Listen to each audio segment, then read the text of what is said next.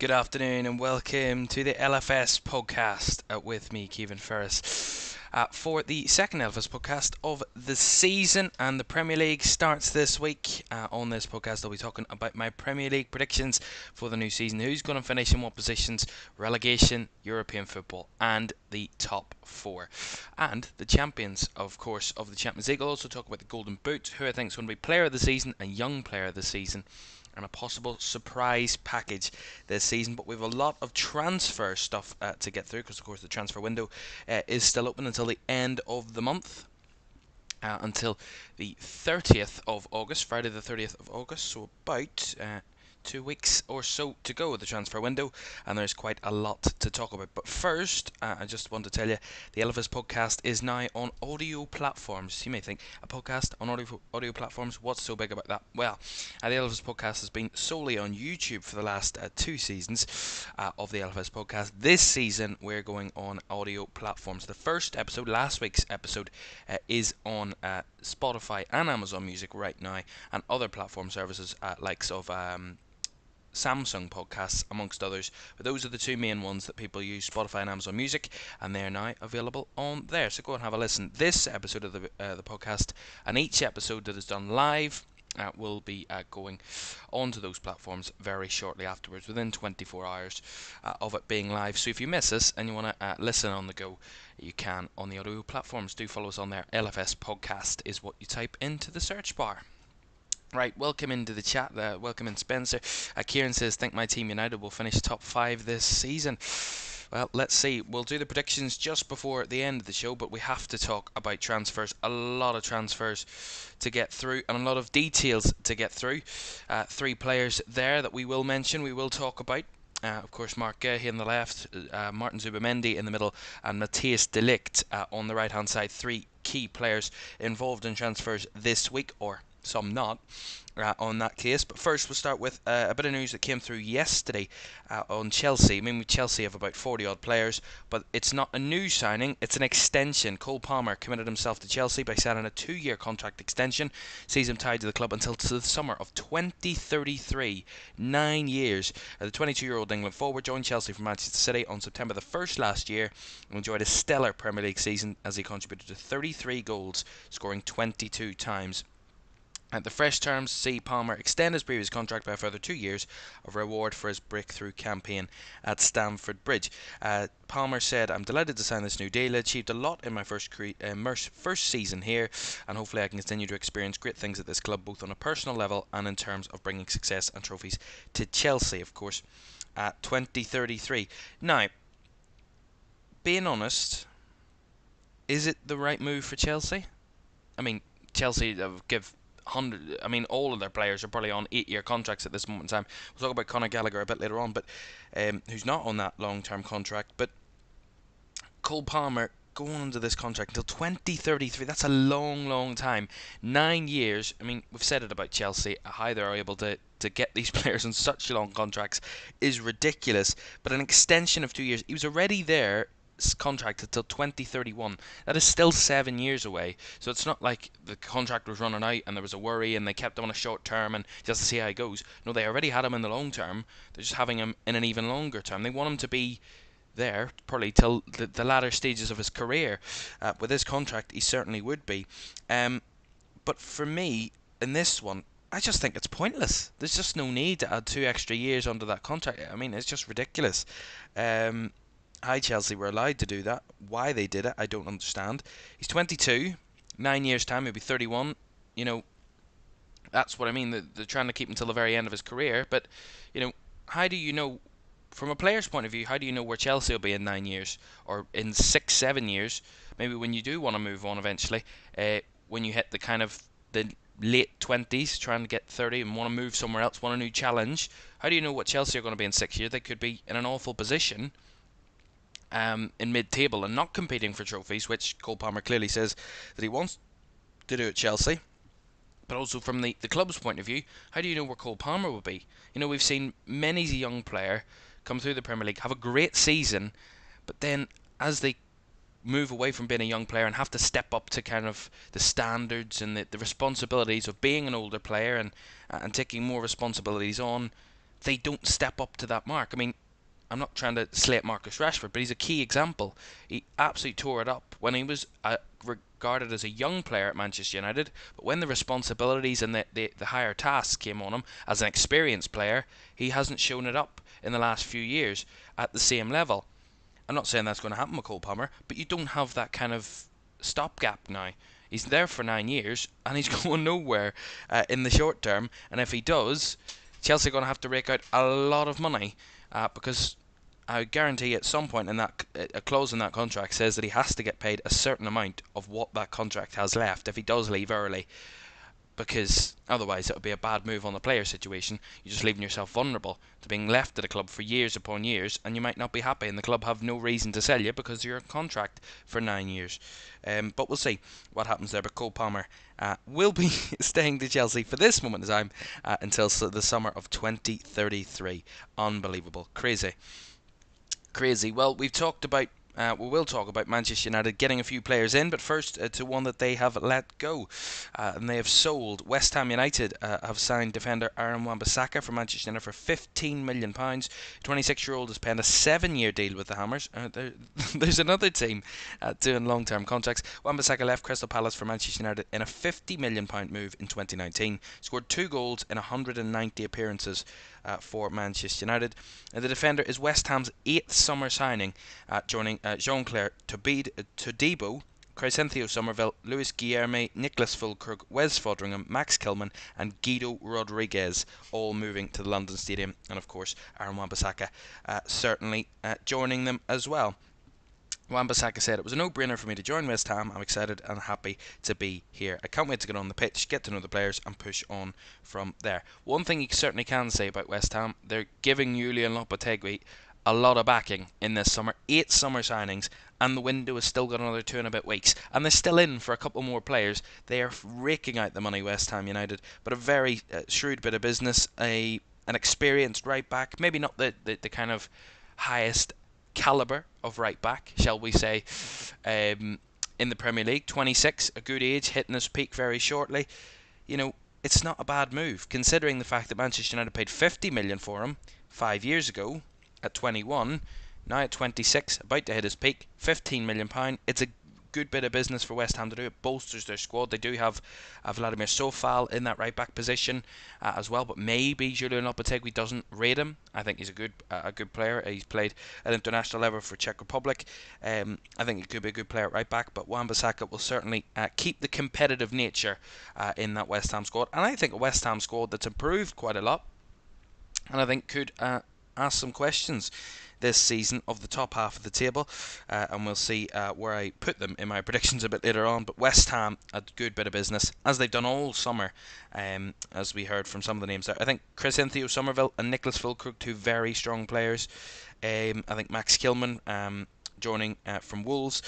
Wes Foderingham, of course, coming from Sheffield United. Very good goalkeeper, did impress. So some really good signings coming in at West Ham. Looks to be a good start to their summer window, and they're getting a lot of bodies in to bolster that squad in East London. Right, to Manchester United buying players then. So they've just sold Aaron Wan-Bissaka. It seems to be the case with Manchester United this summer. They don't have mad amounts of money to spend and flash the cash, as they say, on the players. It seems to be one in, one out, but this case, 2 players came in at almost the same time. Manchester United signing Bayern Munich pair Matthias de Ligt and Noussair Mazraoui in a move that could cost nearly £60 million. De Ligt has signed a 5-year contract, Mazraoui a 4-year deal, both with the option to extend for a further year. Mazraoui could be immediately called upon by Man United to deputise at left back for the injured Luke Shaw, who's expected to return for after the first international break. Of course, Shaw still injured. Of course, did play in that Euros final with England, but not back in the United squad fit enough to start the season, so he will miss the first few weeks of the season for Manchester United. And it looks like Mazraoui might be drafted in pretty quickly, because Manchester United play Friday night, 48 hours time. Manchester United will be facing Fulham on Friday night in the Premier League opener. Well, United, in terms of the finances of the deal, they've agreed to pay £38.5 million plus £4.3 million in add-ons for 25-year-old centre-back De Ligt, who was captain of Erik ten Hag's Ajax side that reached the 2019 Champions League semi-finals. That's another kind of that's another thing with these two signings. Another two players that Erik ten Hag has worked with before, knows the players. He managed them before at Ajax. Quite a lot of his signings have been that profile, that have played with Ten Hag before. He knows them, he can bed them in quickly. I wouldn't say that they've all been successful at those signings, and they've certainly been for big money, but we'll see what comes of this pair. And I think it's a really shrewd bit of business. £60 million in total for two players that Manchester United do need in positions. They do need backup at right back now that they've lost Wan-Bissaka. They do need backup with the likes of Dalot can play at right back, and then they really don't have much cover at left back. But it looks like Mazraoui could do both sides. He's done it before, played left back as well. Very much so. Matthijs de Ligt, of course, centre back. We saw Rafael Varane go out. Maybe Lindelof could be pipped by a couple of clubs later in the window, as just to give that competition with the likes of Maguire and Martinez there. And we'll see what pair ultimately that Erik ten Hag goes with for his centre backs. But those two in the door, and Man United getting business done. Well, Manchester City have bought just one player this summer, but they have got their record sale. Atletico Madrid completed the signing of 81.5 million pounds, if I can get the words out, signing of Manchester City striker Julian Alvarez on a 6-year deal. Diego Simeone's Spanish side will pay an initial £64.5 million, with a further £17 million in potential add-ons for the Argentinian striker. The 24-year-old's departure is a record sale for City, eclipsing the £50 million they received from Chelsea for Raheem Sterling in 2022. They paid Argentine side River Plate £14 million for Alvarez in January of 2022. 2.5 years at City, scored a couple of really important goals, and he is now they could make a profit of up to £66 million. An incredible bit of business for Manchester City.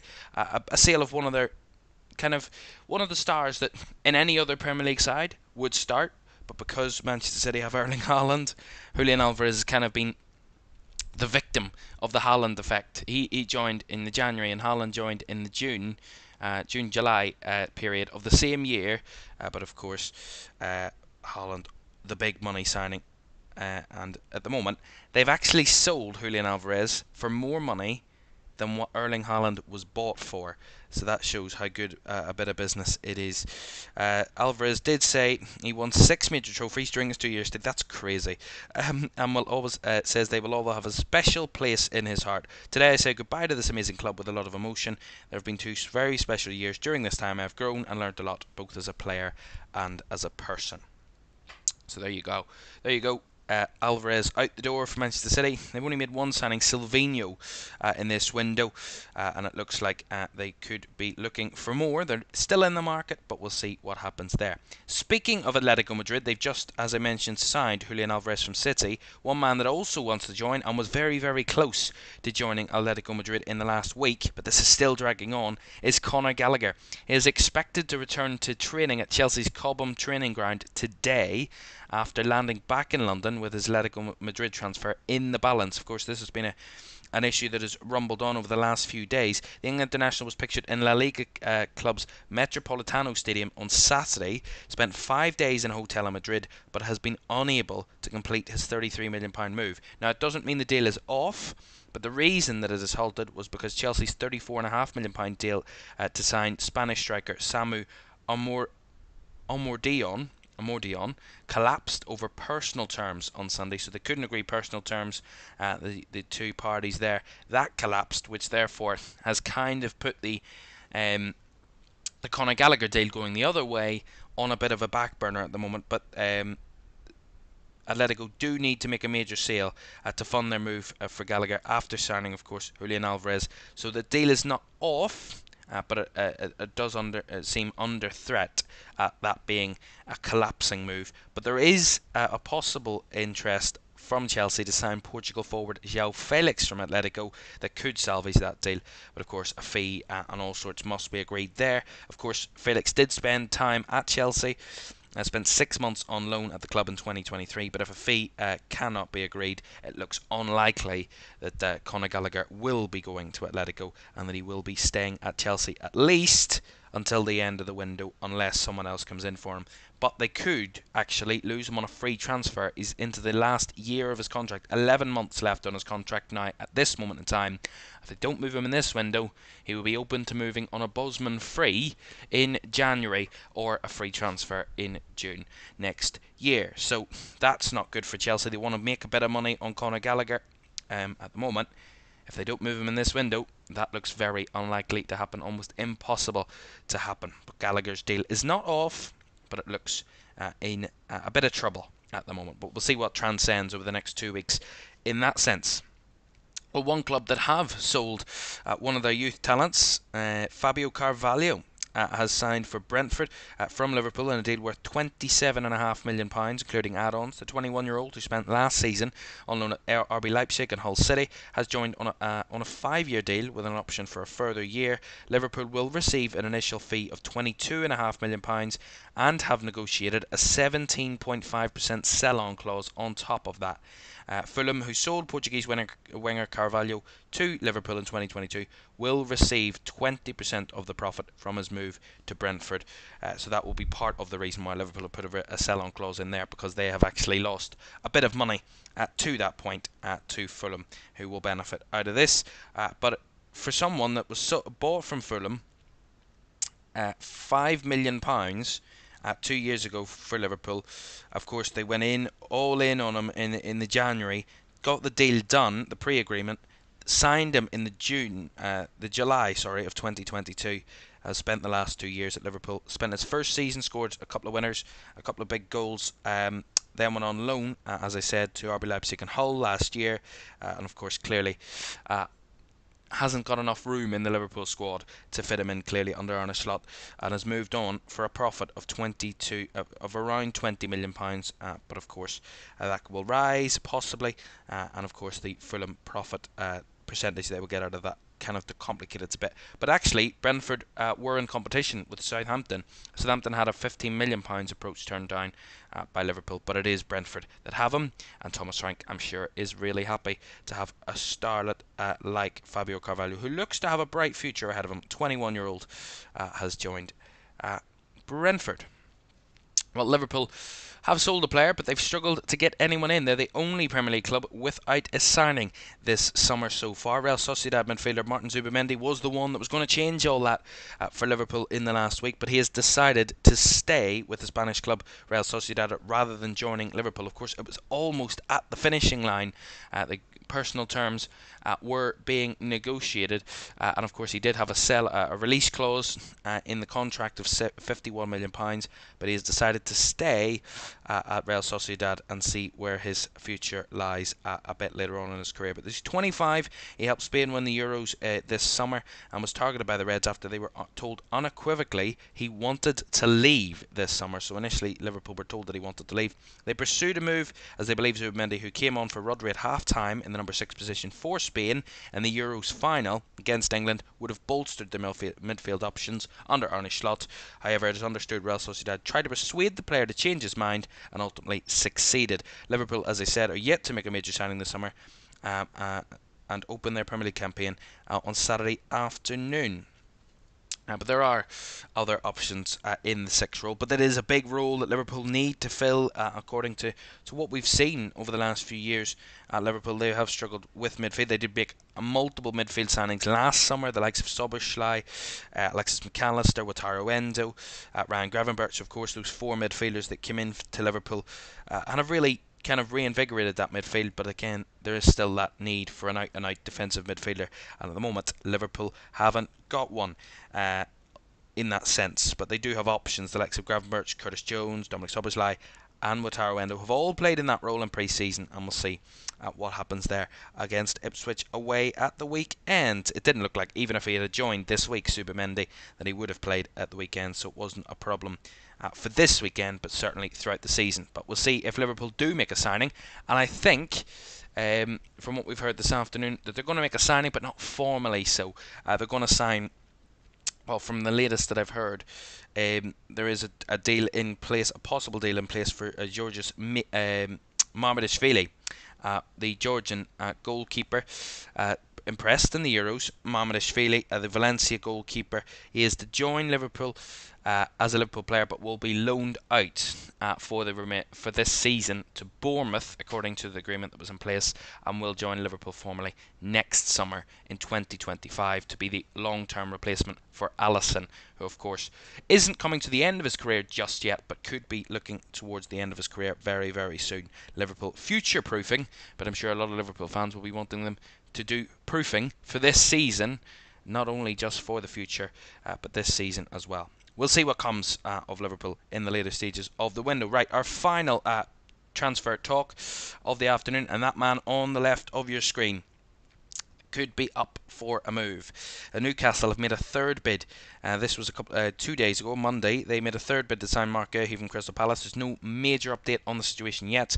It is believed to be in the region of £60 million. The bid is believed to be structured with £55 million up front, with a possibility of £5 million in add-ons. However, of course, the Crystal Palace the sporting director, CEO, whatever, the club director, whatever the title is of Steve Parish, he has come out and said that there is no one close to Palace's valuation. They value the defender at close to 70 million within the 24-year-old, one of the standard performers at Euro 2024, of course, with England. The second bid from Newcastle was reportedly just under 50 million, so now that bid has moved up to 60. They're getting closer, but Palace do believe there is more that they can squeeze out of that if they want to get, if Newcastle want Mark Guehi, and we'll see if that happens, because of course Steve Parish did say that if you want the best players, you have to pay top quality money. And Mark Guehi, seen as probably one of the next big centre-back breakthroughs. He did play very well last season at Palace, and of course played very well in his first European Championships in the summer, so we'll see. He has just under 2 years left on his contract with the Eagles, who will be keen to ensure one of their biggest assets does not run his contract down and leave on a free transfer, but they're not going to be sold out too cheaply if they are to do that. They will hold out for the price that he is there for at this moment in time. Right, that is the transfer updates. We have all those transfer stories. More to come, of course. We will have the transfer updates for the next 2 weeks on the LFS podcast, of course, before deadline day is Friday, the 30th of August. We will have special updates on deadline day of transfer stories. But to a big news story that we have to move on to pretty quickly, because before I get into my Premier League predictions, firstly, let's talk about Manchester City. This has been a big story, and we can't miss it this week. It has been a tight kind of push for this week in the podcast because there's not much time, but I have had to squeeze this one in. Manchester City, the 115 charges case, the trial, and all the latest updates on that. So far, what the latest that we've heard, initially what we heard in the summer, at the start of the summer, around May, June time, was that there would be a trial starting in November, and that a decision, an outcome, a verdict would be made before the end of this season, the 24-25 season. But we've had an update published on Monday, claims that a court hearing could start as early as next month, so mid-September. Of course, as I said, it had originally been expected to be heard later in the autumn, and a verdict in spring of 2025. However, according to the Times newspaper, citing sources close to the case, that the Independent Commission is now due to begin hearing the case in mid to late September, unless there are further legal delays, with a decision at the start of 2025. So according to the Times, the case is meant to be heard starting in September, and a decision expected at the start of 2025, so in January. That is what the Times are claiming, but of course that has not been verified multiply. The Premier League and Manchester City both have not commented on the situation. The case will be detailed, and arguments will be multifaceted. It's not going to be a simple case, but of course City have already been largely successful in winning a similar case with UEFA. They were fined €10 million by the Court of Arbitration of Sport when they overturned a 2-year Champions League ban imposed by European football's governing body, largely for non-compliance with rules. But of course it all comes down to the fact that the same rules do not apply with the Premier League, and it is a much more complicated case, but we will see what comes of that. But of course, it could get as far, people say, There's unlimited powers, limitless powers on this case. Anything can happen with Manchester City. It's not that they will be just fined or that they will just deducted points. Relegation has been hinted at. It can go to that. They can be kicked out of the Premier League and have a massive fine imposed together, or one or the other. Or they could have a massive points deduction. Of course, we've seen Everton, Nottingham Forest having been deducted points throughout last season. With 115 charges on City's case, if they are to be deducted points, it'd be quite a number of points, quite a significant number of points. But it looks like at that point, if it's a large number of points, relegation would be a more likely case to go. But of course, that is assuming that City are found guilty, and that is the case. But of course, the case will be heard, according to the Times, from mid-September, and the decision will be found around early January of 2025. But we will hear more on that in the coming weeks and days. And when the case gets underway, I can tell you very much here on LFS, we will not be making any comment on Manchester City, whether they're guilty or not guilty. We will just say the case is underway, and we cannot further comment, because I'm not getting sued. And certainly not by Manchester City's lawyers, who will be up against the Premier League, and that is not going to be a close case. We will see what comes of that in the coming months. So it's going to be a dramatic season, whatever we get. And let's see where we stand then. The Premier League predictions. It is time. It's the time of the year where you put the 20 teams in a position in the league and make a guess, basically. I don't think it's scientific to any point. I will tell you the Opta analyst stats, but I didn't look at those before I did my predictions. I did them based on what I feel, my positions, my opinions. I haven't used any stats or analytics. I've just done it based on what I think. But I will go through the analytics of positions, who is likely to finish where, according to Opta, the well-renowned stats analysts, and we will talk about that throughout the afternoon. We will start from the bottom, work my way up. We'll do around about 3 positions at a time, all the way up. I will tell you the relegated teams finishing from 17th to 8th, which are regarded as mid-table or non-European sides. Then I will tell you the 5th, 6th and 7th, who will get Champions or Europa League and Conference League positions. Then the Champions League teams 2, 3 and 4, and then the champions as well. But by that point, you'll figure out who the champions are at that point. Right, let's start then. Let's get it underway, because I am so excited for this. I've been looking forward to this. I made these predictions on Monday, and there has been some changes. I haven't changed positionally. I've maybe changed my thoughts on a couple of things, but I haven't changed positions since then. I've also predicted the Golden Boot winner. I mean, say what you like. Surprise package, the player of the season, and the young player of the season. Young player of the season is regarded as a player who, at the end of the season, or in the season of playing, has been under 23 years old. Of course, Phil Foden got Player of the Year last year. I think Cole Palmer got Young Player of the Year last year. But let's see then. Let's start with relegation. Now, these are the 3 teams that I've predicted to be relegated. Starting from the bottom then, Southampton. Of course, one of the newly promoted sides this season. I don't see Southampton staying in the league.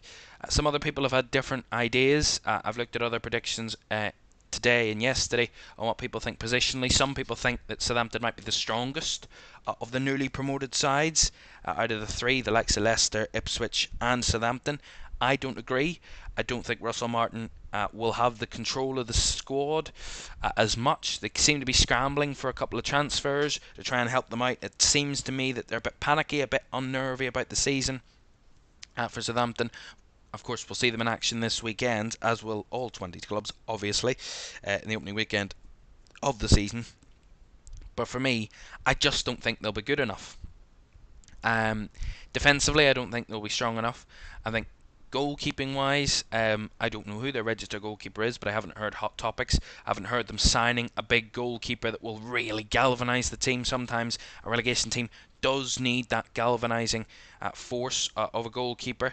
I will actually tell you the Southampton squad at the minute. If I look at it, Gavin Bazunu, he doesn't light up the market. Alex McCarthy as well, not massively great goalkeepers. I look at their defence, I'm not massively impressed. I mean, Bella Kotchap was a decent player. Walker Peters, we've seen him in the Premier League before.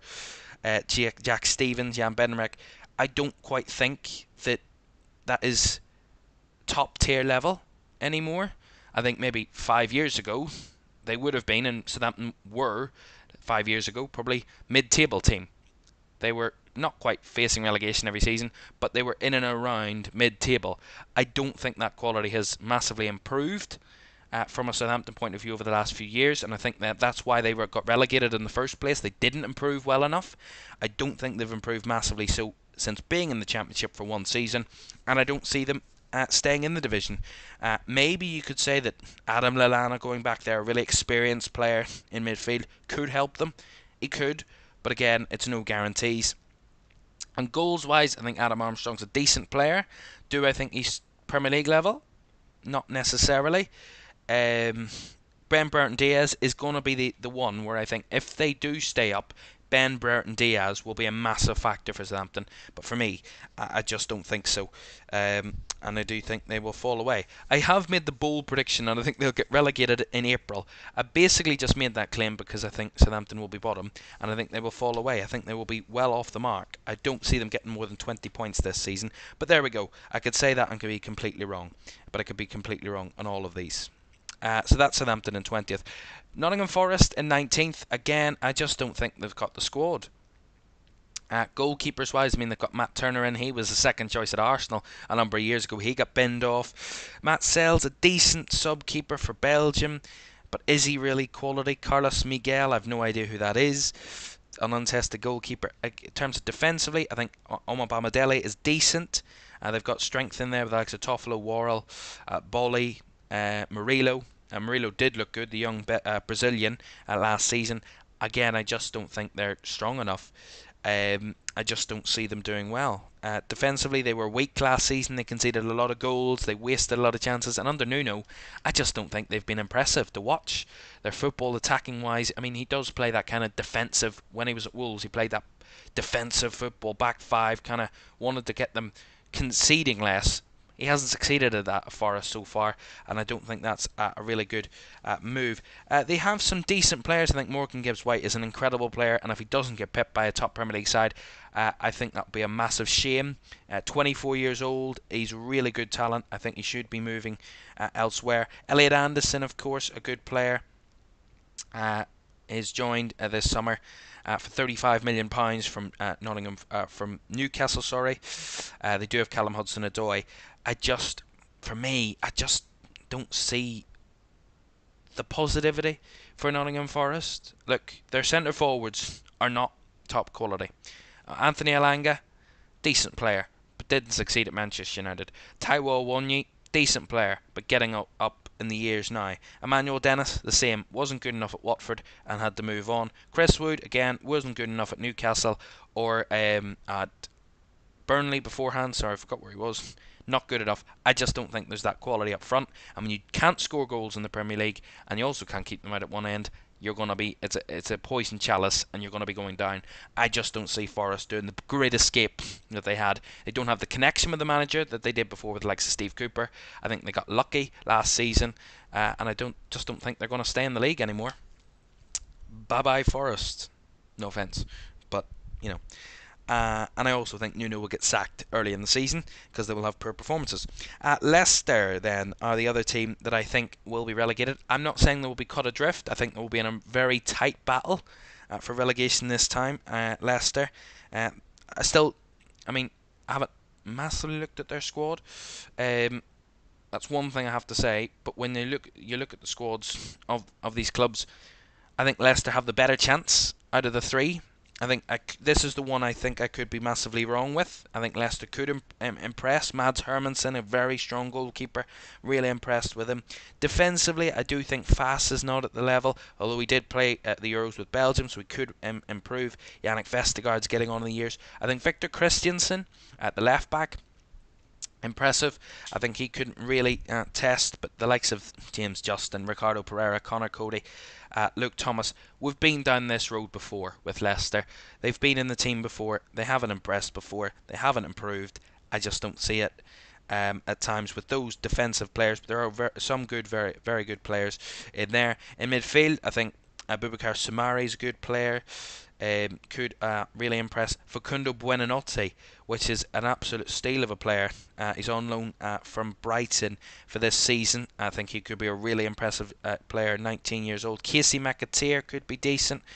for Leicester. And then their forwards, I mean, Patson Daka did well in the Championship. The same with Fatawu and Mavididi. But are they Premier League level? Untested? Who knows? We'll see. But I do think I could be very wrong with this. Steve Cooper in charge. Jimmy Vardy's there. I mean, he's always got goals under his belt, but I don't think he's the Jimmy Vardy of a number of years ago, clearly.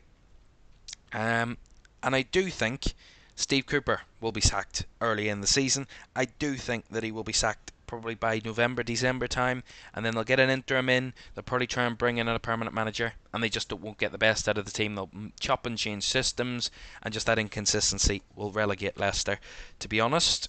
So that's the three teams I've relegated, but I do think if it goes well for Leicester, they could most certainly stay up. They've got the quality, just untested quality in Premier League level, and that is the difference. I don't think Forest or Southampton have that, or that from the squad that I've not seen that from those two teams. Leicester are the different side where I think they could just nick it and stay in the league. That's why I think it's going to be tight. But one highlight, one headline that I'm sure you're looking at and going, where's one of the other newly promoted sides, Ipswich? Well, I haven't put them very far up the table. They're the next position up. Ipswich, I think, are going to finish 17th. I think they perform an unbelievable great escape this season. I don't think they get relegated. I could again be massively wrong with that, obviously, as the warning goes with all of these clubs, all of these positions. I look at the team, and again, I'm not massively impressed. I'm not massively kind of enamoured by the quality of the team. I mean, defensively, I think Ben Johnson's a decent player from West Ham. Axel Tuanzebe impressed last season. Leif Davis is a decent player. Then we look in midfield. Amari Hutchinson's a decent option. They've got some interesting midfielders that I've not really heard of, but there's some youth in there that can really add a bit of quality. Forwards-wise, they do struggle. But I think under Kieran McKenna, something that Ipswich have that I don't think the other three teams have, is a connection with their coach, and a connection between the coach, the players and the fans. I think Leicester with Steve Cooper don't have that connection yet, new manager. Nottingham Forest don't have that connection with Nuno, and Russell Martin with Southampton, I just don't think there is that connection there, not that I've seen. Ipswich, I do think there's just that kind of congregation. It's their first season back in the Premier League for 20 odd years, that whole kind of honeymoon period. I think they do.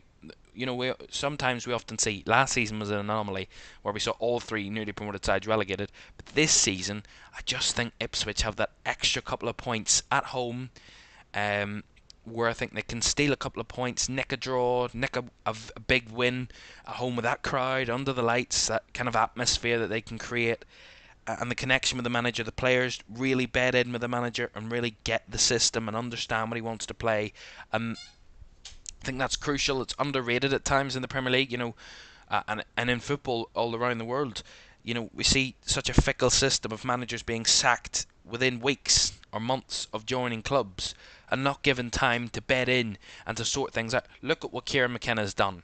He's brought Ipswich from the depths of League One up to the Premier League for the first time in 20 years. It's an incredible job. You don't get that by being lucky or not being a good coach for a start, but also not having a connection with the players or the fans. That is a crucial point at getting you up the divisions, and I think that is what he has. I don't think they'll massively impress, but I think they'll nick enough results to get them above that threshold, but they will be in a relegation battle probably until the final game or two of the season. That's why I think Leicester could swap places with them. It could get them above the line. I think they will just nick it, but again, it could swap the other way and it not be too much different in terms of points wise. Another team that I was actually, when I first thought about my predictions, 16th here, Fulham. When I looked at my predictions, I thought, could Fulham go down? You know, I've not heard much great news from Fulham in terms of transfers, in terms of Marco Silva really galvanising that squad. Have they really made massive improvements in the summer? My answer to that would be no. But then I thought, how many teams are going to be worse than Fulham this year? I said about 4. The 3 newly promoted teams, and then Nottingham Forest. I don't think their squad's big enough. Not big enough, good enough. They've certainly got a lot of players, Nottingham Forest, just not good enough.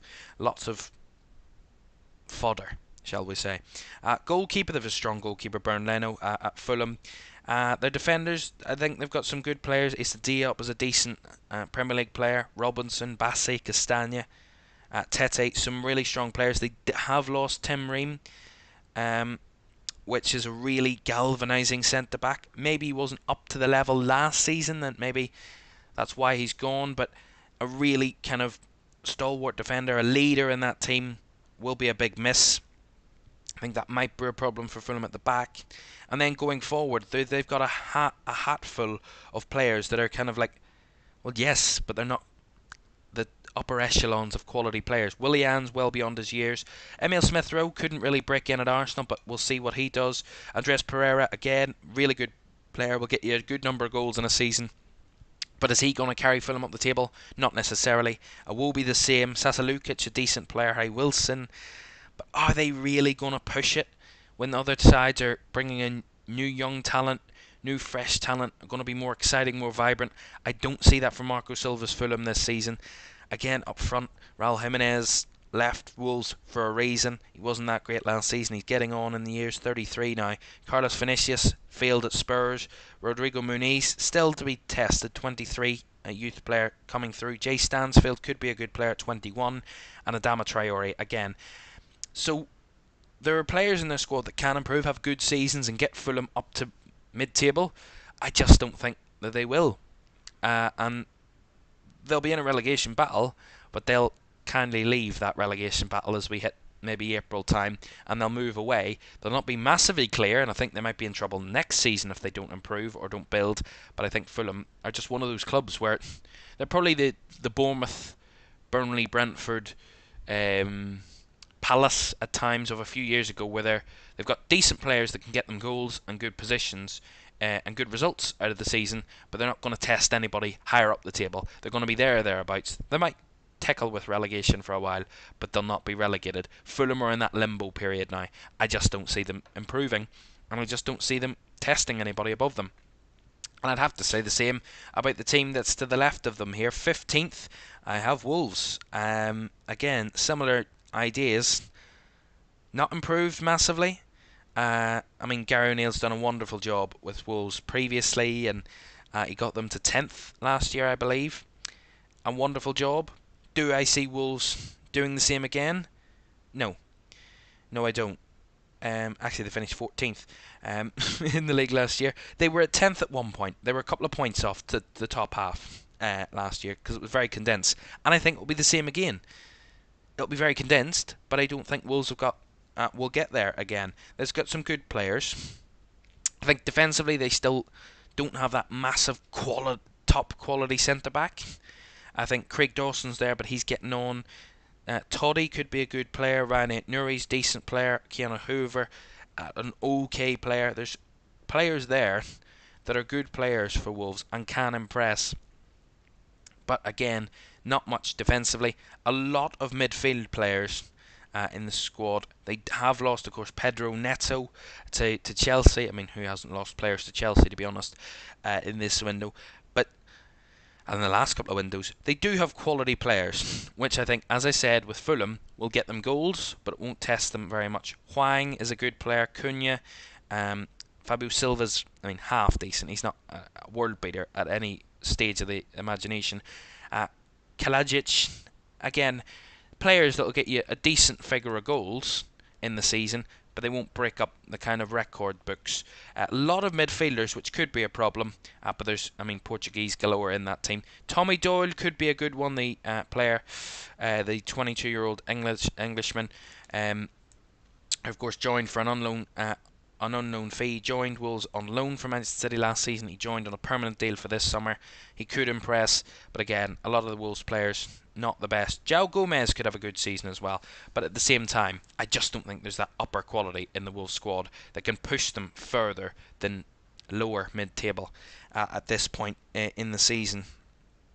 But they're surviving on that factor of exciting players impressing rather than having great quality and strong defensive structures in the side. Again, 7 defenders, or 7 players regarded as out-and-out defenders is quite a lot of is quite a bit short in the defensive side of things. That could be a worry for Wolves, but I do think they'll score goals, and I do think they will be safe this season. But I do think they will certainly not be testing anyone. Another side that I think will be safe, but I don't think they're going to massively impress, is Brighton. Could the honeymoon period of Brighton be done and dusted? It looks like it may be. Of course, they've had incredible periods over the last year or two, 2-3 years, under Roberto De Zerbi. Forgot his name there for a second. Roberto De Zerbi, of course, getting them into Europe for the very first time in the club's history is an incredible achievement. But new manager in Fabian Herzler, is he going to bring them to the next level? No. Are Brighton going to be a competitive team? Yes. As are all four teams that are listed here. This is the toughest task of picking these teams, because they've all got good squads, they've all got good players, they've all got quality in the sides, but the Premier League is going to be so tight, so condensed, and closer than ever before this season, that I think it will be a struggle, and it's going to be a toss-up for these positions.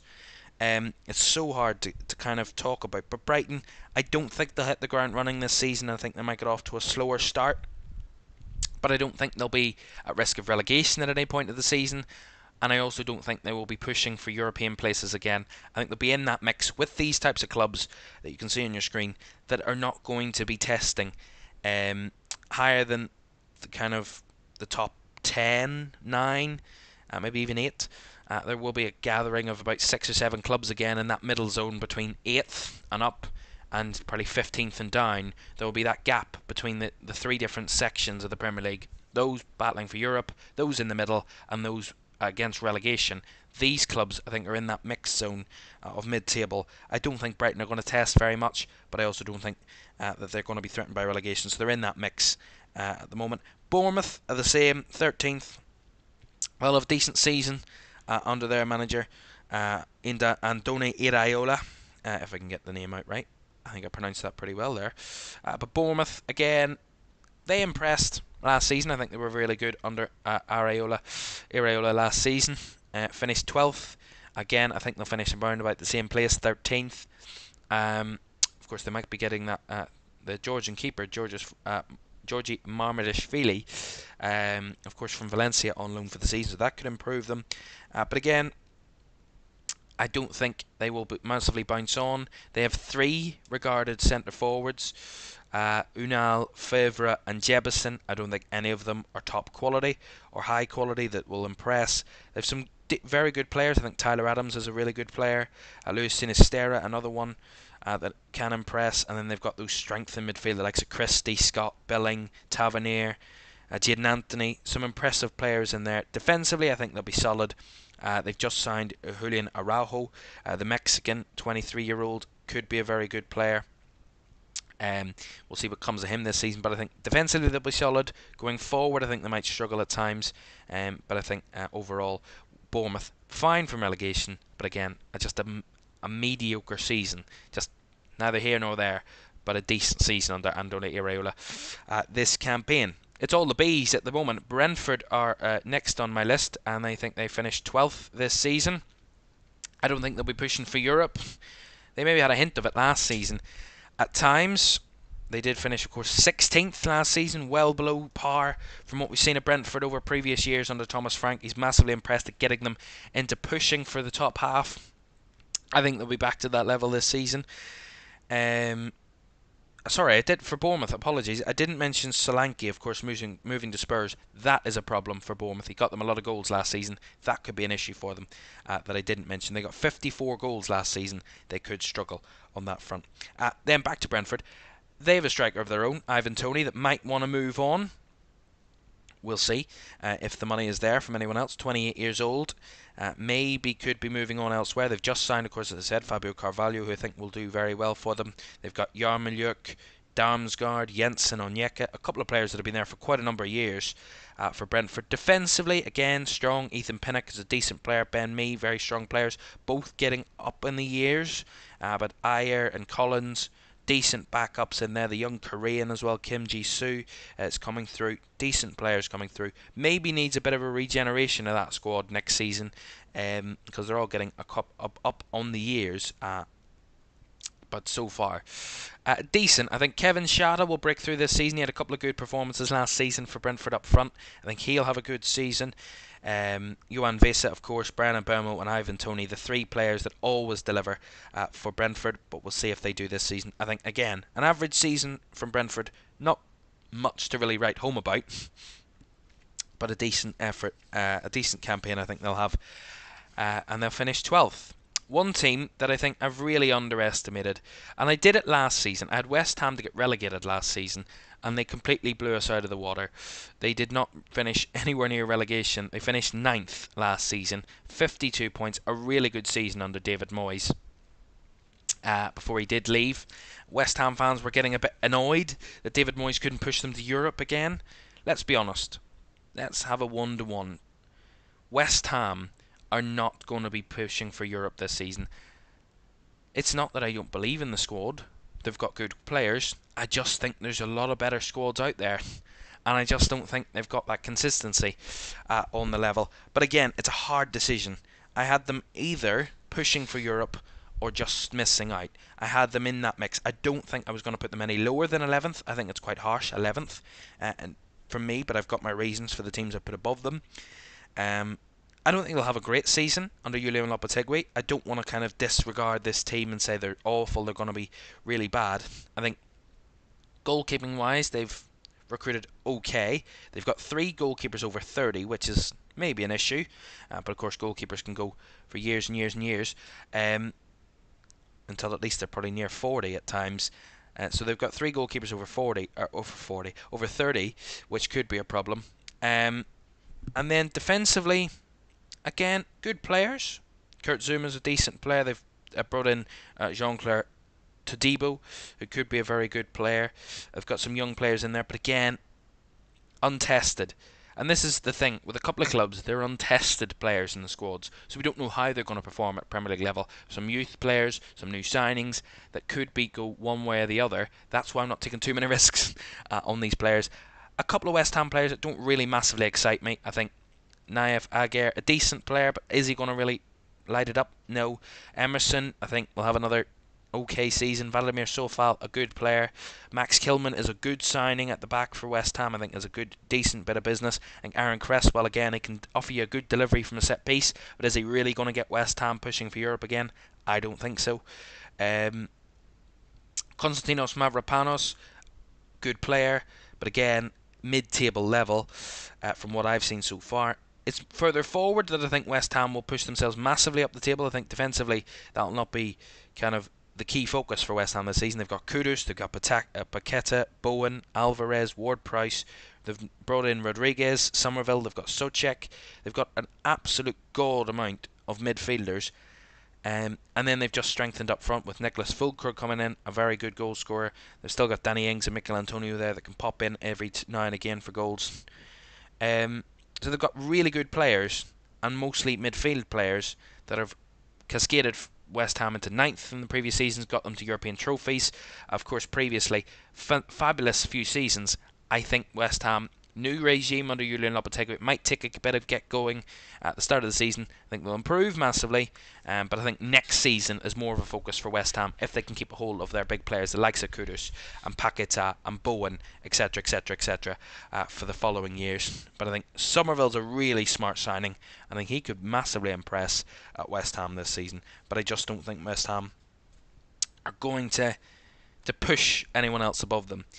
Now, moving into the top 10 then, 3 teams going to be missing out on Europe this season. One of them a bold one, and I'm not going to be afraid to say it. So that's the bottom half of the table. Southampton in 20th, Forest in 19th, Leicester 18th, Ipswich 17th, Fulham 16th, Wolves make it in 15th, 14th for Brighton, 13th for Bournemouth, 12th for Brentford, and West Ham in 11th. In the top 10 then, 3 teams missing out on Europe. Everton, I think, get top 10 this season. We look at their points deduction last season. That ruined their season, of course. That points deduction for Everton, it kind of sent them packing in a sense last season, where they weren't going to be testing for Europe or even the top half. They finished on 40 points. Remember, Everton were deducted a total of 8 points. Yes, 8 points. 8 points would have put them mid-table. Would have put them 11th, pushing for 10th last season. I think they improve on that. I think they can improve on that under Sean Dyche. I don't think he'll get them to Europe because I don't think Sean Dyche can push that in the current market of this league. I think he's got 1-0ers written all over it. I don't think Everton will score enough goals. They scored 40 goals last season, which is a massive concern for them. But defensively, they were very solid, only conceded 51 goals, which, if you compare it to the rest of the league last season, only the top three in Liverpool, Arsenal and Manchester City all conceded less than Everton last season. They were the fourth lowest conceders of goals last season, Everton. So that's a good point going their way, but going up front they struggled. Pickford, good goalkeeper. They've got Virginia there, which is, I mean, a half decent backup. Defensively, they've got a couple of players getting on, but keeping Branthwaite is a massive factor in this. I think if Branthwaite had gone, I would have put them down at least a couple more places. That is, I think that's how impactful he is. Nathan Patterson's a good player.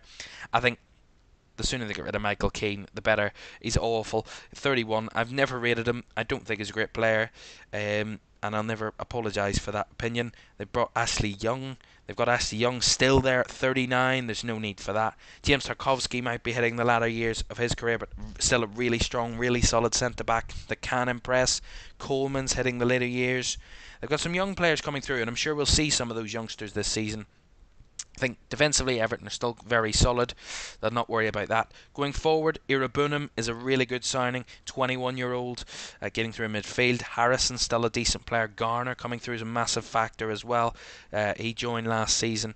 There's some good players. And then forward line, they've got Iliman Ndiaye, really good player, 24.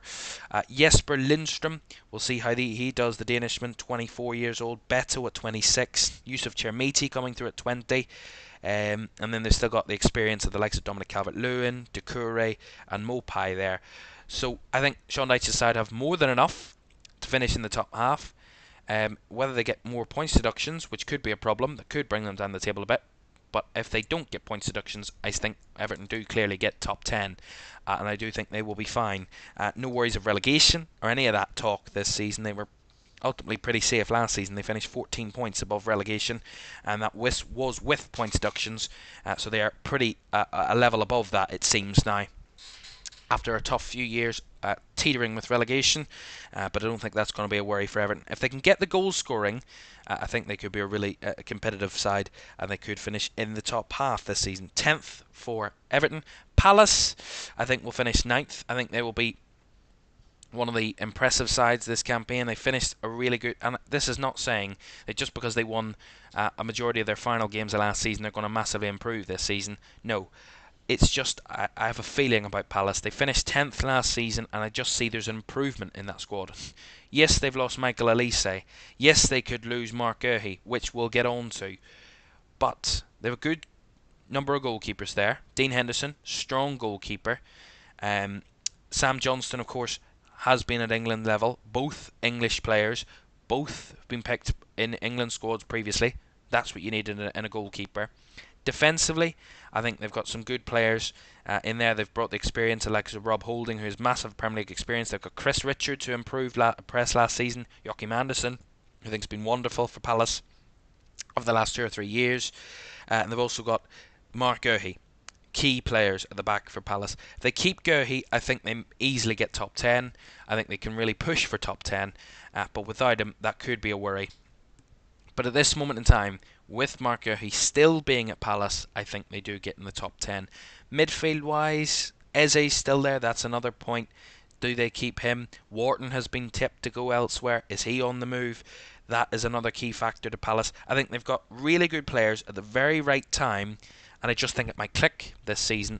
They've got an attacking focused manager in Oliver Glasner that doesn't want to wait around, wants to get attacking football, wants his team to play really high, fast, intensity football, and they've got the midfield for it, they've got the defence for it, and up front they've got some good players. They brought Ismail Assar back into the side. France impressed last season at times. Mateta, who did well for France in the Olympics, could be a bit tired, but we'll see how he does. Raksaki is not going to be there any further. He is on the move. I do believe. I think he's moving to Sheffield United for the season, so he's not going to be there. But Sarr, França, Mateta, Edouard, some good players in there up front that can get them decent amounts of goals. I think they might need another centre forward, but who knows? We'll see what Palace do later in the window. I don't think they're out of the market yet. And of course, that goes with saying with all of these clubs. These are just their positions based on what I think right now, this minute, not what it could be in 2 weeks' time. It could change in 2 weeks' time, but at the moment, I think Palace get a top 9 position. I think they have a very good season under Oliver Glasner, despite those big losses that they could get. The likes of Maglalise is a massive loss, but of course, I think they've got Eze still there as a massive, massive player. If they lose Eze, which I don't think will happen, but if they do, it could be a bit more worrying for Palace. But I think at the moment, they're on the up. And the other team here, which, again, it's close, but other factors have kind of gone other teams' ways, and I think Chelsea just don't make Europe this season. Under Enzo Maresca, I think they're still a basket case of a football club. I think they're all over the place. I think they're throwing money at anything and everything that moves. They've got 6 goalkeepers. I don't know which one is their first choice. Is it going to be Kepa, who's back? Where's he going? Is he going to have a future? Petrovic, who impressed last season. Sanchez, who joined the club to be the first choice, but he was pushed out by Petrovic after he got injured last season. Who's going to be first choice goalkeeper? They've got Bettinelli, Jorgensen and Bergstrom there, all other players. Are they going to get any minutes at Chelsea? Are they going to move on loan? Then they've got a decent defence, I have to say. They've brought in Tosin. They've got Trevor Chalobah, Axel Disasi, Benoit Badiashile, Levi Colwill, Wesley Fofana, Malo Gusto, Marc Cucurella, Ben Chilwell and Reece James. All players that can compete to be in that starting defence. Massively.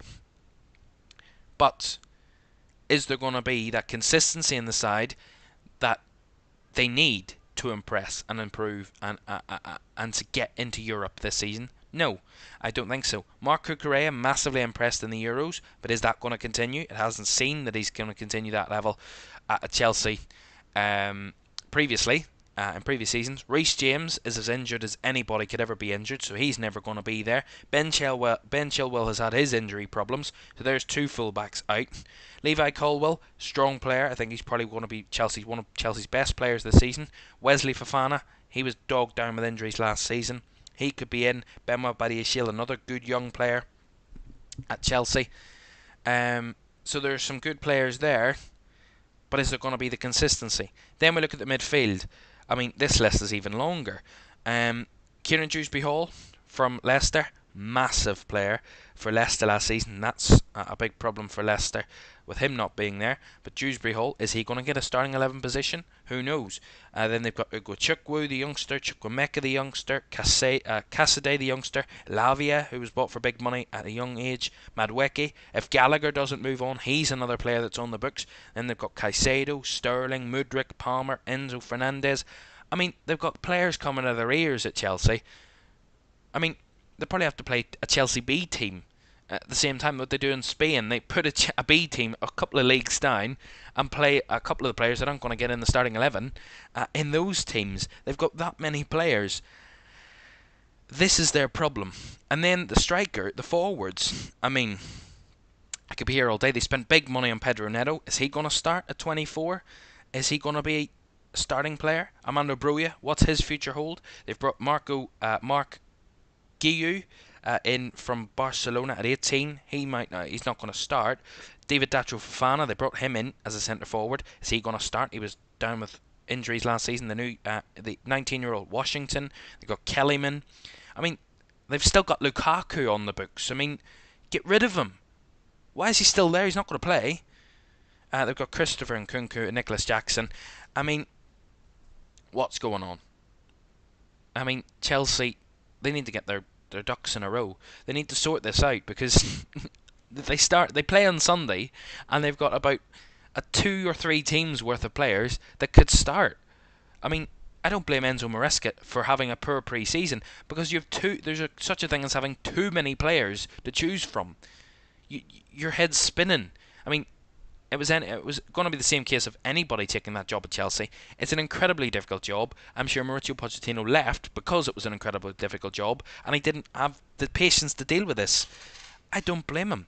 I mean, you could say there's an amazing depth of quality in that team, but there's no consistency. There's no kind of consensus to who's going to be in the starting 11. No one has a clue.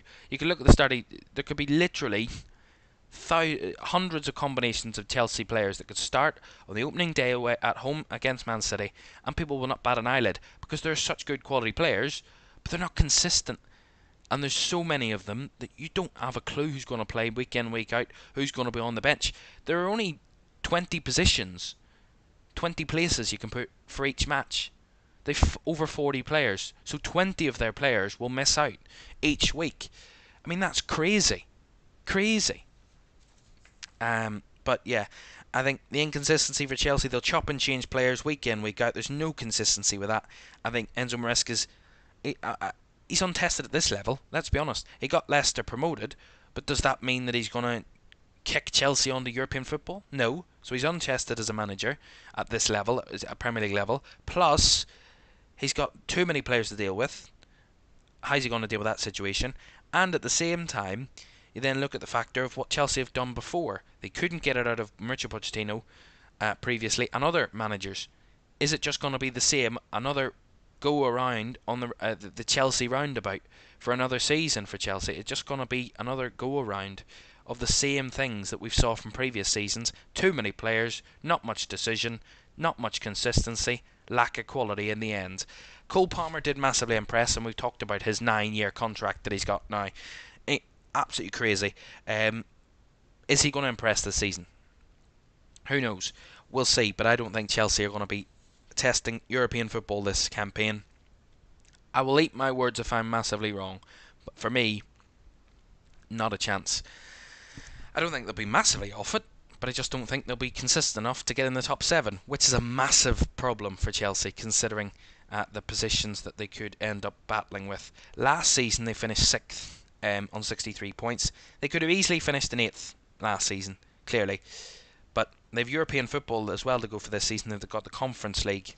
I mean, at least they'll have another competition they can play their players. Maybe a cup they can win, but certainly not pushing for Europe, in my opinion, for this season. Right, so those are the teams that just miss out on Europe. Well, who books into their place? There's only 7 teams left on the roster, and you probably could have predicted these 7 teams that aren't currently bought through we're going to be in the top 7. I'll get to those in a moment. I've just a few chats to read out. Cold Edit says at least 7th for West Ham. We'll see. That's why I said it was harsh for West Ham finishing 11th. We could see. I could put them pushing for Europe, but I just don't know.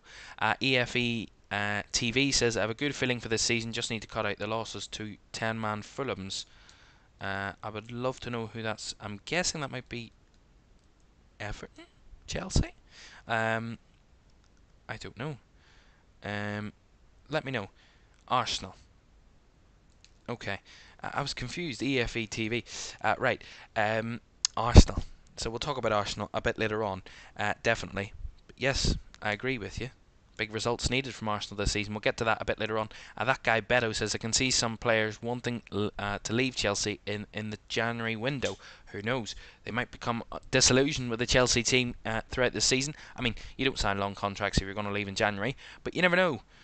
Chelsea are that basket case of a football club that, I mean, you can never predict what's going to happen next at Chelsea.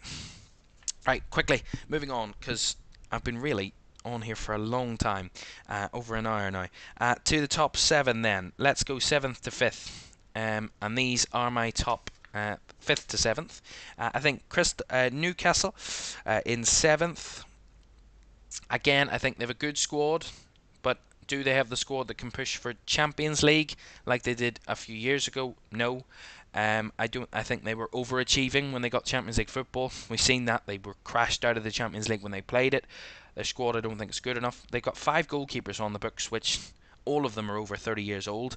Are they going to massively impress this season? Nick Pope is back, which is a massive, massive player for Newcastle. He is a massive player for Newcastle.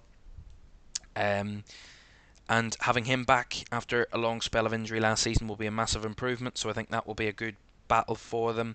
Defensively, they'll be decent, but will they be world beaters again? No. Sven Botman really strong at the back. I think it will be a massive player for them this season. It's about keeping players fit that I think is crucial for Newcastle this season, and I just don't think they will at times. Also, I don't think that right now, with the players they've got on their books, there's quite a lot of them. Um, will Eddie Howe get the very best out of them? I think he will, and this is the very best that I think he can get out of Newcastle. I don't think they can push any higher anymore. Um, they can't make big money signings. They're looking to hold on to their players. The likes of Anthony Gordon has been talked about moving away. Bruno Guimaraes as well, two very important players in this side for Newcastle, could be on the move out if the right deal comes in. I mean, they're not forced to sell them, Newcastle. They're not in that mad sense of needing to sell. But if the money comes in, I'm sure they'll take it. William Osula is a good signing, of course. But again, all of these players in this quality squad, I think 7th is about the benchmark of what Newcastle can hope for this season, considering the sides above them, considering the squads of the sides above them. I just don't see Newcastle pushing higher than 7th. And I don't think Eddie Howe has got much left in the books at Newcastle. I think he's not on his way out, but I think he could be coming to the end of his tenure very shortly, because I think you might have taken them as far as they can possibly go. A Champions League qualification campaign is the very, very best that Newcastle could have ever hoped for under Eddie Howe, and they've achieved that, and I think they overachieved in doing that. I think European football again and next for another season. It's good for the money, it's good for the growth of the club, it's good for bringing players in, but is it going to get them any higher in the league? Not necessarily, in my opinion. And I'm guessing Conference League for Newcastle. The top 6 then, 2 teams there on your screen. Manchester United in 5th and Villa in 6th. We'll start with Aston Villa. I think they got Champions League football last season. Unai Emery, very, very good manager, and I think they will balance that okay. But I don't think that they will push for top 4 again if they progress in the Champions League. Remember, Champions League is an extended period this time round. They might even have a playoff battle to come in there in the new year to try and get to the knockouts. There's a lot of teams in Champions League football. If they don't have a massive squad, will struggle this season, and I think that might be an issue for Villa. I don't think that Emi Martinez, one of the top keepers in the world, but do they have the right backup? I think they still need to improve backup wise for Villa, goalkeeping wise. Defensively, really strong players. I think Pau Torres is a good player who played quite a lot this last season. Ian Matson, a good signing for Villa. At the back, they've got some other strong players. Matty Cash is a very impressive player.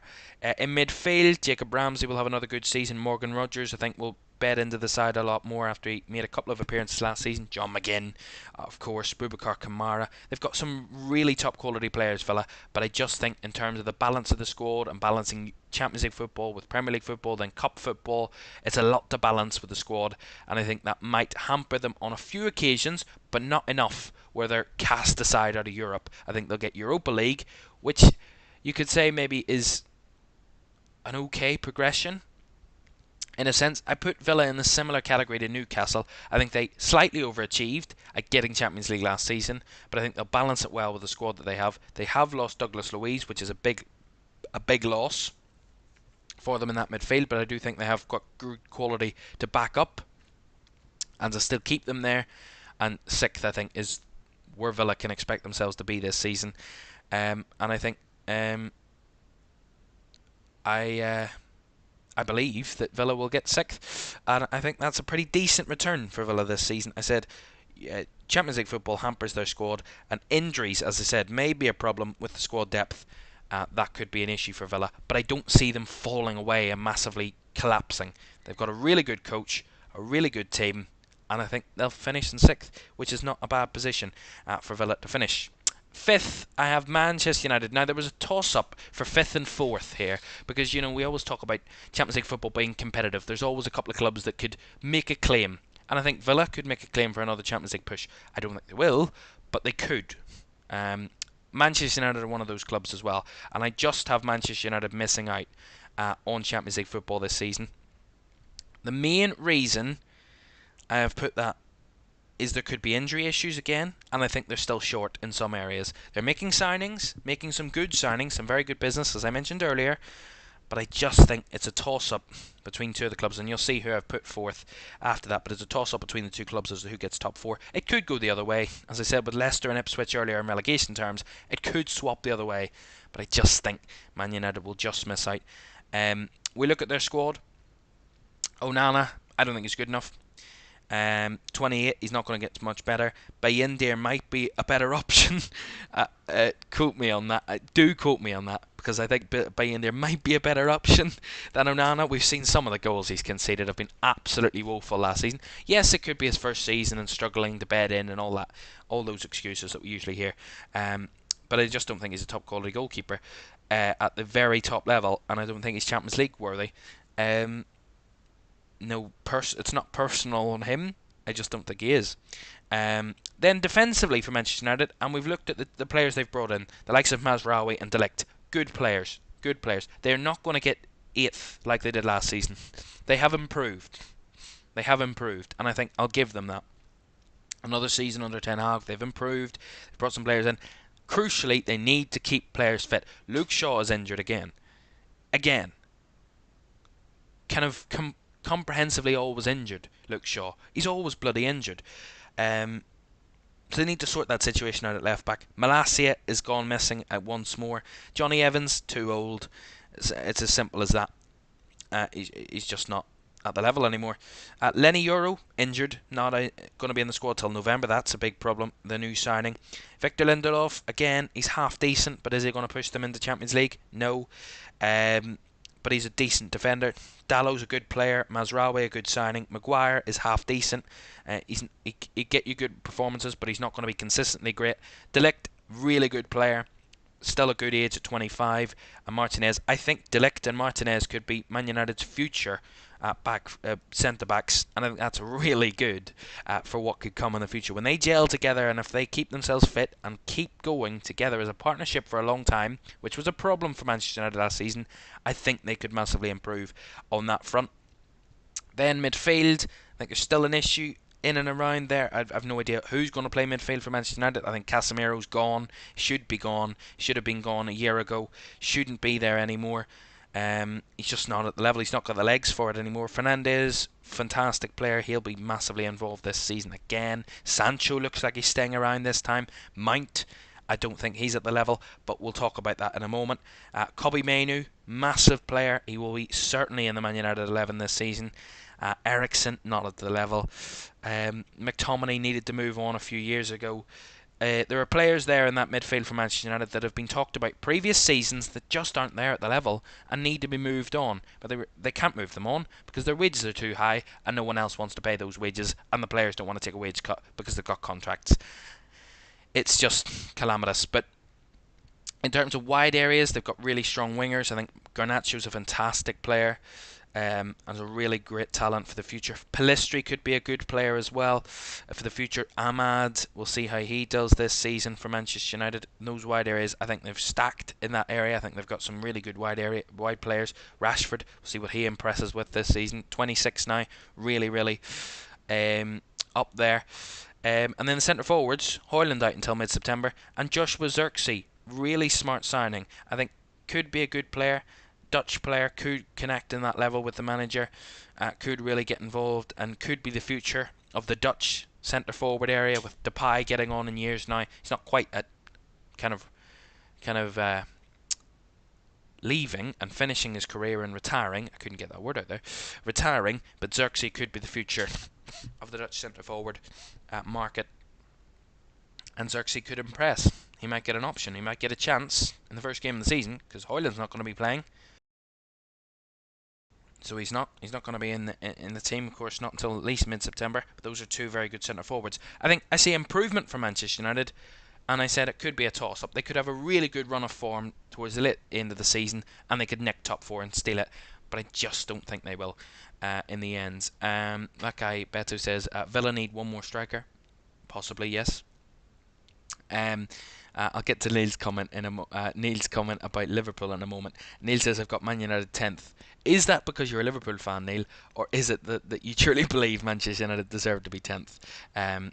Let's just say that. That guy Beto says couldn't agree more about Manchester United. As a United fan, is it exciting to see 4 new players, but we have Euro, Rasmus, Shaw and Malacia out on injury.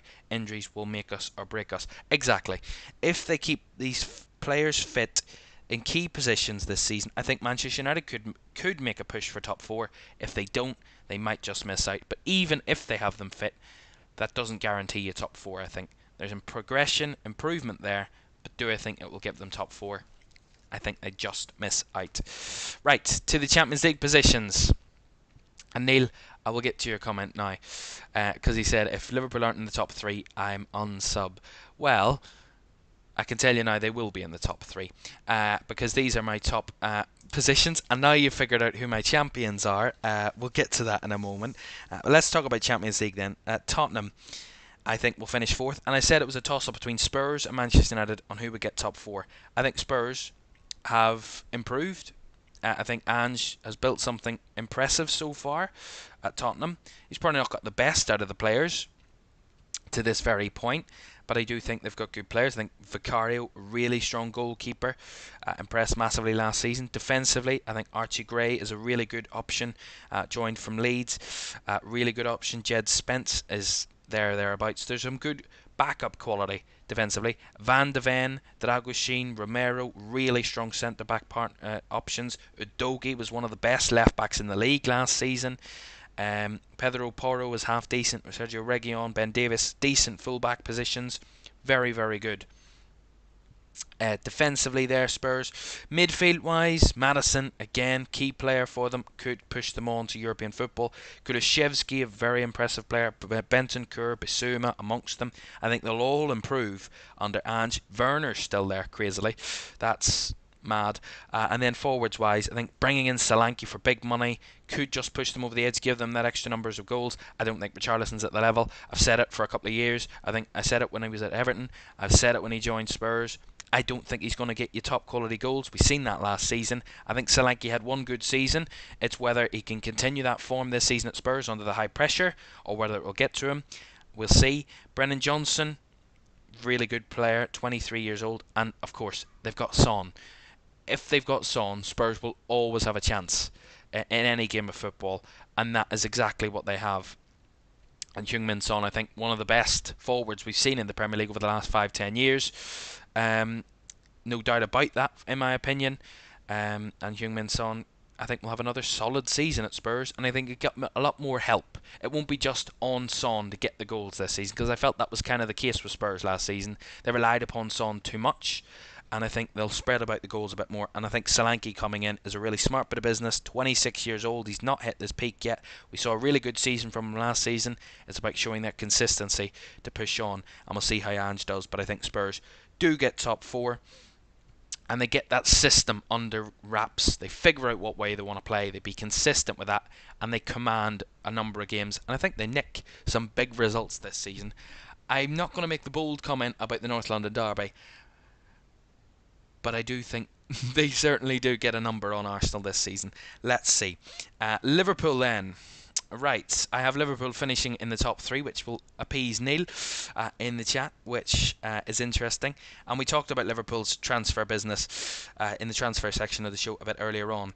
Goalkeepers wise, of course, as we mentioned, Marmadashvili joining, but going on loan to Bournemouth. That hasn't been finalised yet. I actually have to check up on that after I finish, but at the moment it looks like that's the case for Liverpool, that will be the deal that will be done, and we believe that is the case. There's more reports coming out of agreements and deals. Personal terms is not an issue, but just the finalising of the situation there. Alisson, incredible goalkeeper, best keeper in the world. I still stick with it. Caoimhan Kelleher, really good backup. I'm surprised he's still there. I was expecting him to move on to get a position at a Premier League club elsewhere. Maybe he will. There's still time in the window for that to happen. Backup keepers, Petaluga, Jarosz, decent, and they could do a decent job as backup for the future. Defensively, I think Liverpool still need a centre-back for backup reasons, because they did lose Joel Matip, and they have had injury problems in that position before with the likes of Canati last season that had issues defensively. But I do think overall Liverpool aren't in massive need of much in terms of transfer business, but I just think there's a couple of positions they need to do fix up on. Centre-back is one of them. Maybe future-proofing left-back as well could be an issue, with Robertson getting on in years now at 30. He's not close to retiring or anything like that, but he could be on the other side of the peak of his career.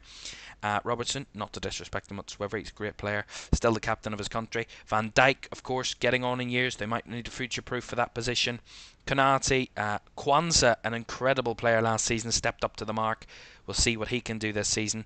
But I think in terms of centre-backs, Liverpool have 4 options. Konate, Van Dijk, Gomez and Kwanzaa can all play centre-back. I think they might just need another one because Gomez will probably be asked to play right-back at times, left-back at times, depending on certain issues. Conor Bradley, very impressive for the future, 21-year-old at right-back. And of course Trent goes without saying. But there's contract problems there. Van Dijk and Trent Alexander-Arnold contracts finish next season. They conclude next season. Liverpool might need to get that business, those contracts sorted out sooner rather than later. That could be another big worry for Liverpool. Midfield-wise, I mean, we talked about midfield. They need a 6. Stefan Bajcetic is 19, has played in the 6 before for Liverpool, but is still 19, still a youth player. Tyler Morton is another youth player that could possibly make a point to play in that position. Curtis Jones, Wataru Endo, Ryan Gravenberch, Harvey Elliott, Dominic Szoboszlai, Alexis McAllister. Very good quality a mix there. Maybe just pushing them over the line. If they get a good system under Arne Slot and get consistent, I think they could push certainly for 3rd, but I just don't think that they will push to the title. I think they're maybe a year away from that, and under the new system we don't know what Arne Slot will see from Arne Slot's Liverpool this season, whether they will be at the upper echelons or whether they'll be pushing for top 4. We'll see. Forwards wise, I think Nunez, we'll see how he does this season. I think it's a make or break season for Darwin Nunez. If he doesn't impress, maybe Liverpool do move him on. That's a massive statement to make, but it's true. Jota has impressed in pre-season, but of course we've seen many players impress in pre-season. But Jota needs to stay fit if Liverpool are going to do well. Gakpo, Diaz, and then Salah, of course. I mean, it's Mo Salah. Incredible. Has had a summer off, remember. Wasn't involved in any national stuff for his country this summer. He is at 32, but it's Mo Salah. He looks rhymed and ready for the season. But a contract issue as well there into the final year of his contract that needs sorted sooner rather than later for Liverpool. They don't want these contract issues dragging on throughout the season. To the other team that I think are going to finish in the top 4 and just missing out on the title is Manchester City. Now, listen, people will say that I'm an idiot for not picking Manchester City to go for the title, but hear me out. Manchester City have bought one player, right? They do say when you're at the top, if you're not moving forward, you're always moving backwards. No one is staying in the same position ever. If you're not signing players, you're not improving, you're not pushing forward, you're always going backwards. You're never steady, especially when it comes to the top edges of the Premier League. I just don't think City have seen an improvement between this season and last season in terms of where they're going to end up. I mean, you'd be a fool to say they're not going to be competing for the league. I do think they will. I think it'll be an Arsenal-City title race again. I just think Arsenal have had another year under their belt. They'll be the better side. But City, conversely, I think they'll just fall short. Again, a title race. I don't think it'll be an easy run in the park. But I just don't think Arsenal mess it up this time. I think they've got a grip with the mentality. They've improved in certain areas, which I think they needed to improve Arsenal. They still need a striker. To be honest, that's another issue, and we'll get to that in a moment. But I just don't think Arsenal mess up the mentality, and they just get the better of City this time round. However, it could easily go the other way. Obviously, Manchester City, incredible quality. I mean, we could talk for days about the quality that they have in their squad. Goalkeeper, I think, is somewhere they could possibly improve for the future. Edison, I don't think is the best goalkeeper in the world because he was hinted at a move away from Saudi, but Pep Guardiola wanted to keep it all calm at the Etihad, saying he's a massive player, he's an incredible player for us. He's a great goalkeeper. He's not one of the top keepers in the world for me at this minute in time. Stefan Ortega, same again. Stefan Ortega, who's actually the backup to Edison, but is older than Edison. See what happens there. Defensively, again, it's Manchester City. They have incredible defensive players. Ruben Dias, Josko Vardiol, Kyle Walker, John Stones, Nathan Ake, Mamadou Akanji. Then midfield, they've impressed. Oscar Bob has been a good, impressive player in pre-season. I watched him in the Community Shield. It wasn't the most impressive performance from City, but we'll see how they do there. Kevin De Bruyne, I mean, 33 now. He's at the edge of his career. Is he going to have an incredible stratospheric season? No. I think he's going to have a very good season, but not of his previous standards. Bernardo Silva might be getting over the end of the edge there. Rodri at an incredible age. He is key to that City team. We've seen last season, City didn't look anywhere near their level when Rodri wasn't in the team. If you keep him fit, he could really make a push. But is he going to be the next level if they do follow? If he does get injured, that could be a massive problem for City. Haaland, again, incredible. Doku, incredible. Phil Foden, incredible. I mean, you could say that about the vast majority of City's players. But for me, I just think they fall short this time.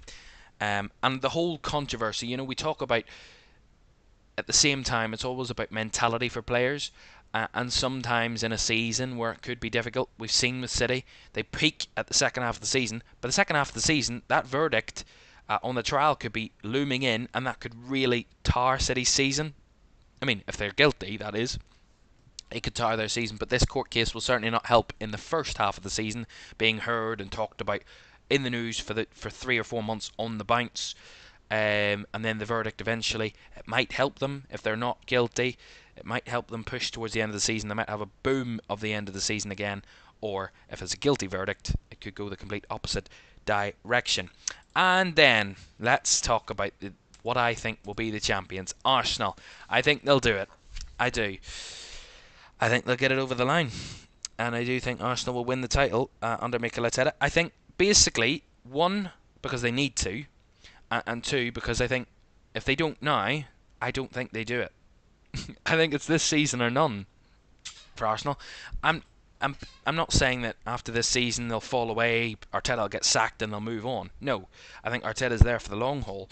But I think if they don't move quickly, they might be in a difficult position. I think Arsenal will be challenging as one of the top teams in the league for at least another couple of years, 4 or 5 years at least, with the quality of the players that they have. I think they've strengthened, which is another point. The goalkeeper situation, that'll be just sorted. Ramsdale cannot stay there. David Raya signed on a permanent deal now. He will be there for the future, and he will be their keeper, so there's no doubts about that. Ramsdale, I don't think he'll settle for backup, so Arsenal might need a backup keeper to help in there. Defensively, Saliba, incredible. Done really well with France in the summer, of course getting to the semi-finals of the Euros, ultimately falling short there, but he's still young and still impressive. Gabriel, great partnership with Saliba, that will be a massive factor for Arsenal. Left back could be a problem, but of course if Timber stays fit, he will certainly solidify his place. Ricardo Calafiori coming in could also play at left back as well, with a big signing at 22 and other players in there. Midfield wise, I'll talk about Martin Odegaard in a moment or two, but the other players in there, Declan Rice, massive party, could be a massive player for them this season. Kai Havertz has played in midfield for them previously, he could impress. And then up front, I do think there's still maybe a bit more work for Arsenal to do. Centre forward wise is the only position I think that they really need to massively improve on now. A backup keeper and a centre forward, and I think Arsenal have got the perfect system, the perfect idea and the perfect team to try and challenge for the title massively. Saka, to keep him fit, still only 22. That's unreal to think about, that he's been there for the last number of years, practically all of Mikel Arteta's career at Arsenal. He's been in the starting 11 and he's still only 22. He could be, again, he will be a massive factor in Arsenal's title race. Eddie Nketiah, I don't think he's going to be there. He might have to move on. Trossard will be a big player for them this season. Martinelli, of course, still very young at 23, and Jesus will get them good numbers of goals, but I think the wide players will be massively impactful for Arsenal more than anything this season. Martin Odegaard is one that I'm going to move on to, because I'm going to move on. Arsenal are the team that I've predicted to win the Premier League this season. Right, to the awards then for the season. So that is my top the table for the predictions, 20 to 1st, and I have picked 4 awards for this season: Golden Boot, Surprise Package, Player of the Season, and Young Player of the Season. Let's have a look at them all now then. Golden Boot, I have Erling Haaland. I mean, is it a big surprise? No, it's not. Erling Haaland will get the Golden Boot again because he'll get 25 tap-in goals. Not discrediting whatsoever. He's the best at what he does. He's in the box, he's a poacher, he's an incredible finisher, and he'll do that again for Manchester City this season. 25 goals, I think he will get in and around that. Our surprise package for the season is Crystal Palace.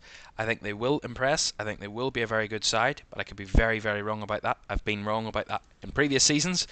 I could be wrong again, but Crystal Palace for me, I just have a feeling the manager looks well, the players look good, they've got good quality in the team. Maybe they had their impressive season last season by that 7-game spell. If they keep a hold of their big players, they could really impress this season. Player of the season, I think, is Martin Odegaard. I said I would mention him, and I will. If Arsenal win the title, that man there, the Arsenal captain, will be he will be a massive player in that. And I think it will carry him to player of the season.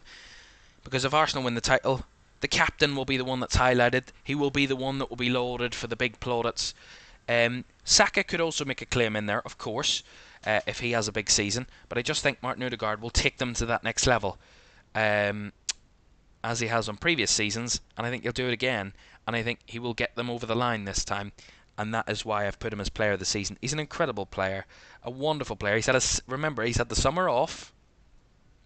He's a Norwegian, so Norway weren't in the Euros, so he had the summer off. He had the summer to rest and recuperate. He's had the full pre-season, and he has got the grips for this team, and I think he will be player of the season. Young player of the season. It was tough because there are a number of young players in the league, but one player that I think has gone under the radar massively in the last few years, both at international level and in terms of the domestic club regards, is that man there with a funny hairdo, Harvey Elliott at Liverpool. I've watched him, I've seen him, I've enjoyed him. He's been absolutely incredible for the player that he is. He has made so many appearances for Liverpool. He's played so many good games, and he has performed week in, week out. When he plays, he very rarely has a bad game. He had a season where he broke his leg, and he was back within a couple of months of that in the new season. He is an incredible force of a player, and if he breaks into this Liverpool team, he could carry them easily to the top four, and that's why I think he could get Young Player of the Season. He is, if I could look up his age, I think he's turning 21. He is 21. So he will, by the end of the season, he will turn 22. So he will be on the upper echelons of Young Player of the Season. But 21, really good player. Another player I had hinted in there is if Palace do surprises this season, Adam Wharton could make a good claim for being Young Player of the Season. But very rarely do you see a defensive midfielder get Young Player of the Season. But he will be in the candidates there. But I think Harvey Elliott will be massively, massively important to Liverpool. And I think he will massively impress. And he will get Young Player of the Season, as he has done previously. He just hasn't got the plaudits. He's gone under the radar far too much, in my opinion. And he deserves his plaudits, which I think he will get this season. Right, so, to recap then, just before I leave you, and we'll look ahead to the weekend's fixtures before we go. Here in this podcast that has been over an hour and a half long. Didn't expect it to be this long, but there we go. I love talking about football, and I've rambled on for quite a long time. So I have Arsenal to win the league, City, Liverpool and Tottenham to get the top four in that order, Manchester United in 5th, Villa in 6th, Newcastle 7th as completes the European places. Mid-table is Chelsea 8th, Palace 9th, 10th Everton, 11th for West Ham, 12th for Brentford, 13th for Bournemouth, 14th for Brighton, Wolves in 15th, Fulham 16th, Ipswich 17th, and then the bottom three of Leicester, Nottingham Forest and Southampton. Then my Golden Boot winner, as I said, Erling Haaland. Surprise package Palace. Player of the season Odegaard, and the young player of the season is Harvey Elliott. Those are my Premier League predictions for the season. The season gets underway this weekend. We have one live game for you because I'm going on holiday and I'm enjoying the weekend that I have. But we'll be back with Premier League football all over the new season, and we get underway with the first game of the new season starting on Friday as Manchester United kick us off in the new season. Friday 8 o'clock from Old Trafford as Manchester United host Fulham at 8 o'clock as well. Right, that is it from the LFS podcast this week. Don't forget, we are now available on audio platforms. You can go and watch the last week's episode, or listen to the last week's episode on Spotify or Amazon Music or other podcasting platforms, Also, you can watch it on YouTube if you want to go back and watch the full thing and get the graphics on your screen, or if you prefer to listen on the go, use the audio platforms. Greatly appreciated, and thank you very much for watching this afternoon. This podcast, if you've missed it or want to catch up or want to listen to it again, will be available on Spotify, Amazon Music and other audio platforms within 24 hours, in the next 24 hours, of course. Later this evening we have League Cup action for you. The first round continues tonight. Leeds United take on Middlesbrough. I will be live from 10 to 8, kick-off at 8 o'clock this evening. Plus the draw for the second round will take place at the full-time whistle at Elland Road. An old championship tie there between those two in the Carabao Cup. Right, that is it from the LFS podcast. Don't forget to like, subscribe and turn on post notifications if you haven't done so already. That's greatly appreciated. And this season is going to be a wonderful season, both Premier League and all the rest of the competitions that we cover here on LFS all throughout the season. It's great to be back, and it's great to be enjoying it with you.